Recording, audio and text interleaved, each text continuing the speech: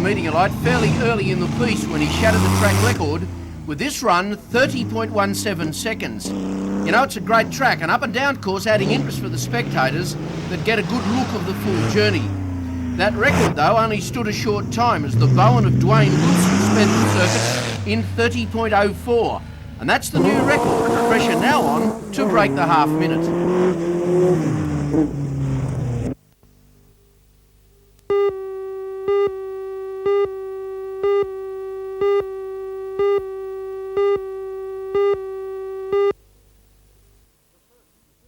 The first of the series of stop work meetings was held in Newcastle and Hobart this morning to discuss the latest 30-point offer from employers on the new agreement. Local waterside workers met at Islington in a meeting that was closed to the media. The members voted unanimously to reject the employer's submission and turned their stop work meeting into a 24-hour stoppage.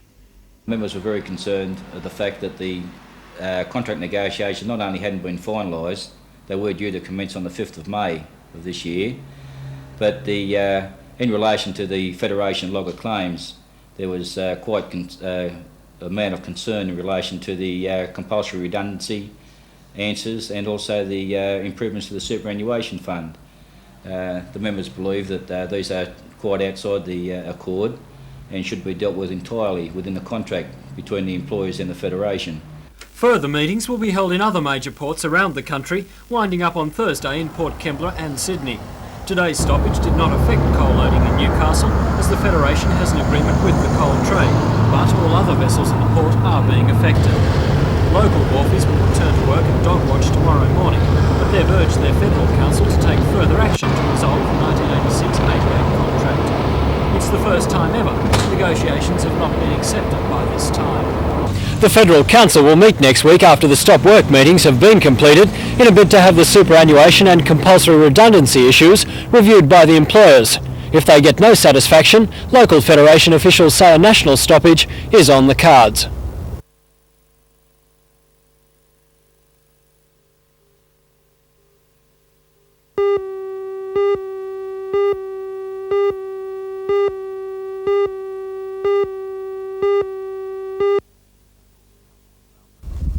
Mr Hills announced the groundbreaking scheme at the Hunter Valley Training Company's Skills Centre at the State Dockyard. The Minister told the audience of employers, union leaders, apprentices and their families that the training company had been set up 6 years ago when there was a shortage of tradesmen. The company encourages small employers to take on its apprentices for a year. The employer does not have to worry about providing a full 4-year apprenticeship, the necessary training or administrative backup. All that is handled by the training company, and the concept is now being extended to white-collar industry for the first time. At the initiative of the ACTU executive when it met in Newcastle last September, an agreement was reached with the State Labour Council and the Federated Clerks Union. Today, Mr Hills, along with the chairman of the training company, Milton Morris, Colin Coleman from the Federated Clerks Union, and Greg Smith from the Labour Council, signed the industrial agreement that ensures the scheme will go ahead. It will be called the Community Training Company, and already 24 traineeships have been organised to start on July 1st. With the unemployment rate for Newcastle youth between 15 and 19 years now at 33% and apprenticeships scarce, the Labour Council believes most job opportunities will be in white-collar and service industries. Mr Hill says the scheme is an important initiative. It is the first one in Australia of its type. So here in the Hunter Valley we've been able to do a first. It ensures that young people, particularly young women, are going to be trained in the clerical field so that they're more attractive to employers.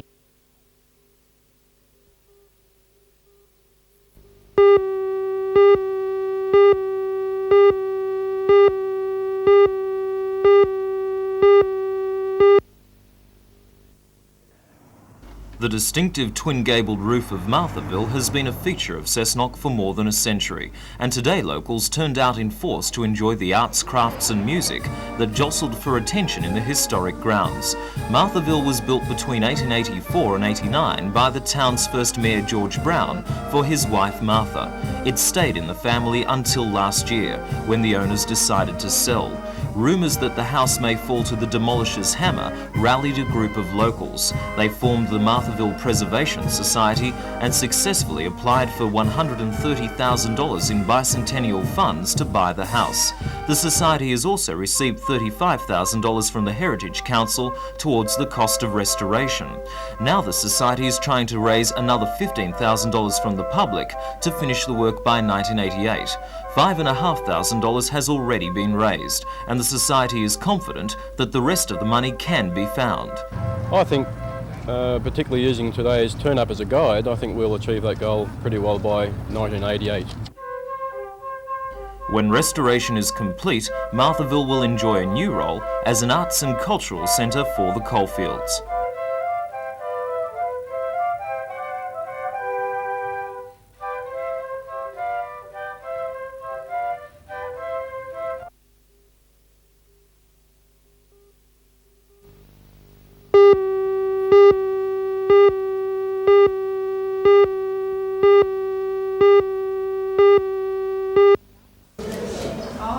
The architectural competition has been jointly sponsored by the Newcastle Master Builders Association and the Kern Corporation's Land Division. Second-year architecture students at Newcastle University were asked to design a structure that would reflect the character of Newcastle and serve as a memorable landmark to the new estate. Today, this entry was chosen as the winner, and its designer Jonathan Evans is now $500 richer after following a few guidelines. Well, it has to be able to stand on its own as a landmark and be seen from all the way around and be interesting to people who see it. And it has to, because it's an advertisement for Warrabrook, it has to show some aspects of the Warrabrook estate. Located at Waratah, 600 dwellings will eventually be built on the housing estate, as well as a light industrial area and a shopping centre. It's on this site, the entrance to the Warrabrook estate, that the winning design will be built, and it's hoped that work will be completed by the end of this year.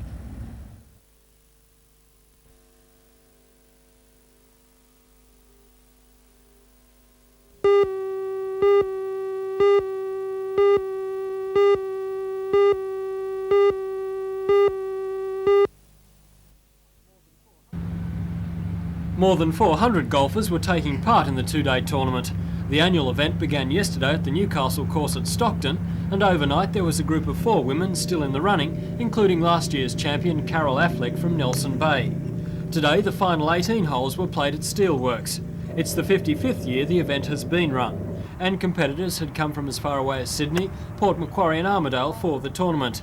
The field also included the top women from the Hunter Valley. After the 36 holes, the reigning champion had held on to her crown with a total 166. She finished 2 shots clear of the runner-up, Merryweather's Doreen Edwards, who they say has played off a handicap of 4 for 25 years. Third place was taken by another Merryweather golfer, Carolyn Pauly, who was 5 shots off the pace.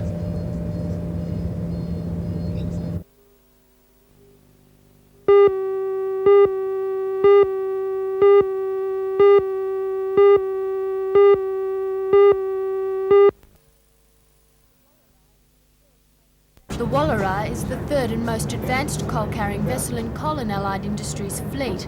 Its one-man operation of the bridge controls, coal discharger and ballast system makes the Wallara unique in Australia. Today, leaders in the coal and transportation industries were invited to inspect the coal carrier and meet her crew.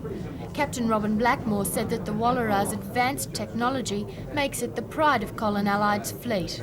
She sure is. She's a modern, fast, self-discharging vessel designed to go from Catherine Hall Bay to Newcastle, and she's the pride of Coal and Allied fleet. The showpiece of the vessel is the bridge, which can be entirely operated by one man. Visitors today, including the State Minister for Transport and Acting Premier Ron Mulock, were shown over the streamlined equipment for steering and docking the ship, activating the coal discharger and operating the ship's 16 ballast tanks. Visitors were captivated by the view from the bridge and the electronic view offered via the ship's radar. The ship is powered by 2 turbocharged diesel engines, generating 3,000 kilowatts of power, enabling her to travel at a normal speed of 14 knots per hour. Of course, the Wallar's most unique feature is its ability to unload its own cargo at the touch of a button from the bridge. The discharging boom arm weighs 36 tonnes, and when fed by a conveyor belt operating at 6 metres per second, it takes just over 2 hours to discharge an average load of 5,500 tonnes of coal. The 2 cargo holds are lined with Teflon tiles, another unique feature of the ship. The tiles speed up the coal slipping through to the conveyor belt below that holds 16 gates. The Wallara will begin its regular daily run between Catherine Hill Bay and Newcastle this Thursday.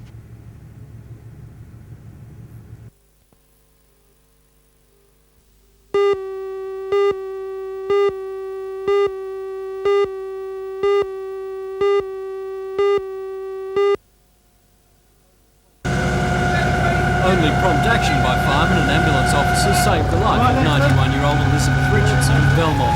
Firemen raced to her flat opposite the local brigade after they received a desperate call for help at around 1 Got o'clock in right this in behind that afternoon. end. The flat was well alight and smoke-logged when they arrived, but firemen fought the blaze back to find the woman trapped and unconscious in the bedroom at the rear. Completely smoke-logged. You just couldn't see a foot in front of you. And I had to get this on. And even with this on, I couldn't get past the fire before we could knock it down a bit. So how did you find the woman? When did you get to the woman who was stranded we got in to the woman after, I'd say within about 5 or 6 minutes after we knocked the fire down so we could get through. She was trapped by the fire? Yeah, she was trapped in the room by the fire, and she's sort of gone and sat down in the corner. Her flat was one of 2 in the weatherboard cottage. The kitchen and lounge room areas were gutted by fire, and there was extensive smoke and fire damage in the bedroom. At this stage, firemen believe the fire may have started in a refrigerator in the kitchen. This would have blocked any access the woman had to the exit. Mrs. Richardson was rushed to Belmont Hospital and then transferred to the Royal, where her condition is listed as satisfactory. Police and firemen are still investigating the incident.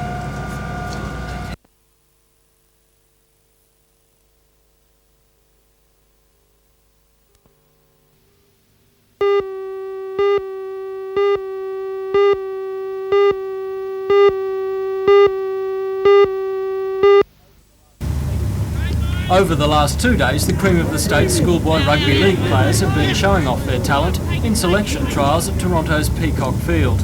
Many talent scouts from the Sydney clubs were on hand, checking out any potential stars. After various regional selection games, 4 teams representing country areas and the Sydney metropolitan area were left in the running. In the final game today, Northern in the green played Metropolitan.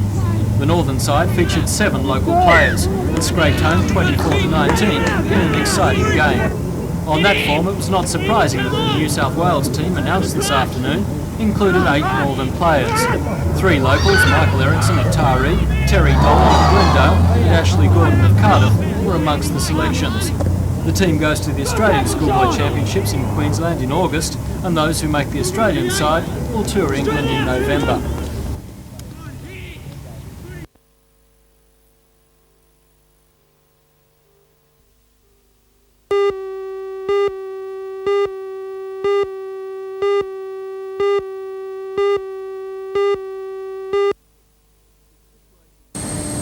It's situations like this that worry workers and management at the power station. A seriously injured man lies hurt on a catwalk way above the ground. It was for that reason that the management organised a week of training and today's rescue exercise for their first aid team.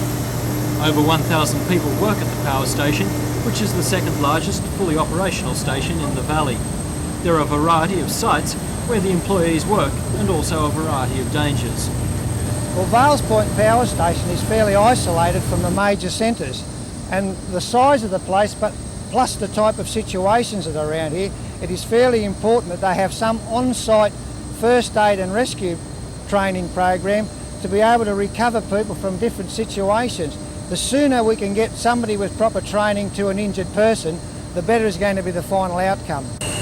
Jerry DeVries is one of 2 ambulance rescue instructors in the state, and it's been his job to train the first aid team in basic rescue techniques. Today's rescue exercise was a realistic mock-up of a possible drama.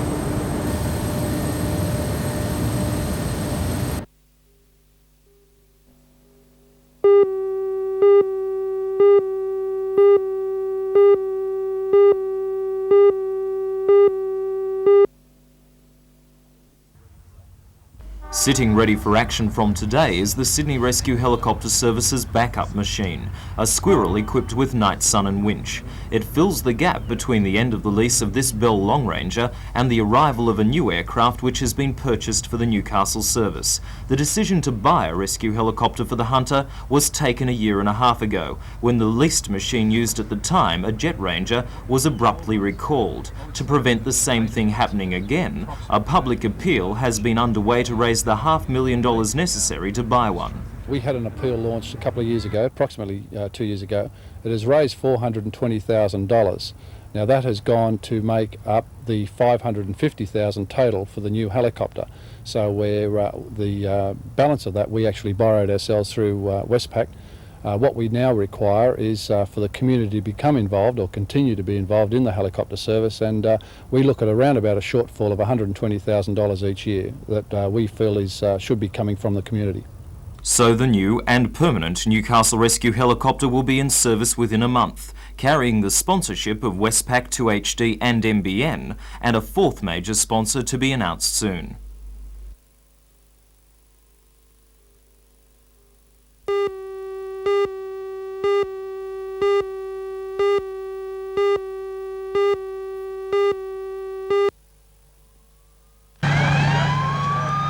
The state government says it wants to introduce new measures to improve coordination between the three primary emergency services, the police, ambulance and fire brigade.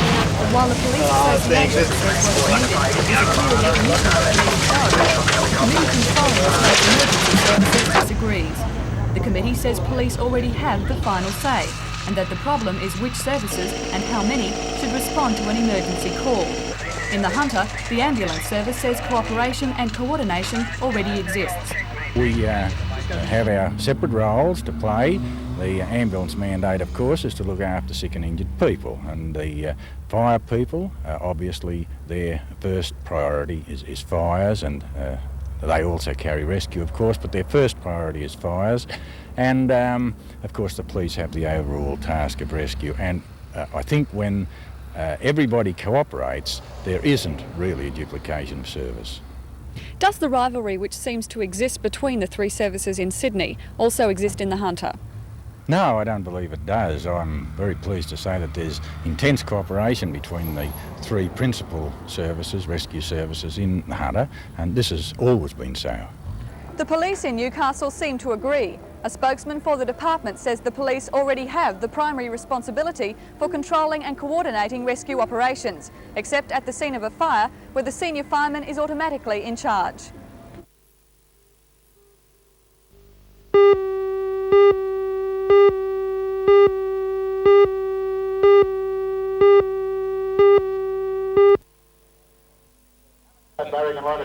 Halakalani Club is on the Central Coast near Budgie and is a Polynesian word meaning heavenly place, and it was today for the male of the species, as the man, Alan Baker of Grand Views Club in Sydney, prevailed over the lady, Dorothy Roach of Rosehill, also in Sydney.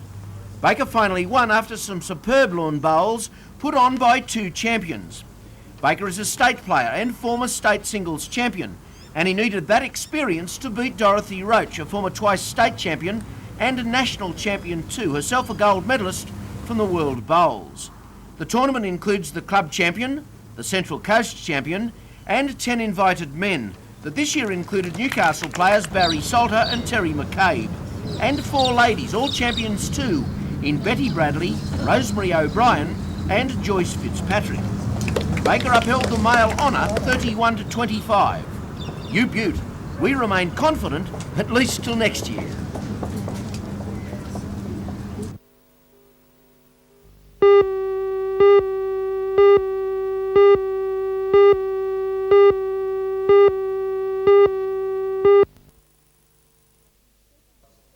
In speaking to the 70 delegates today, Sir Lawrence Strait said that the court system as it operates in our society is a precious resource which is essential to a free democracy. He's concerned, however, that the system is becoming blocked up and inefficient through overuse. He said there are now 3 legal alternatives to settling disputes via the courts, and these alternative dispute resolution mechanisms, as the Chief Justice described them, will help to preserve the efficiency of the judicial system. Richard Anisish, a Newcastle solicitor and chairman of the Young Lawyers section of the Law Society, replied by saying that clients today are demanding a more efficient and less costly way of resolving disputes. As an example, he said that commercial clients in Newcastle now face an 18-month delay between consulting a solicitor and receiving a date for hearing in court. Lawyers in attendance seemed most concerned with the threat to their profession in being the sole providers of conveyancing services. When asked if he thought solicitors were best able to handle conveyancing in New South Wales, the Attorney-General Terry Sheehan replied that the answer now was yes, but computer technology was beginning to change this. He conceded that conveyancing was extremely important financially, especially to country lawyers, but that lawyers may have to accept a changing role in conveyancing matters in the future. The conference will continue tomorrow. And the product of its deliberations is the establishment of the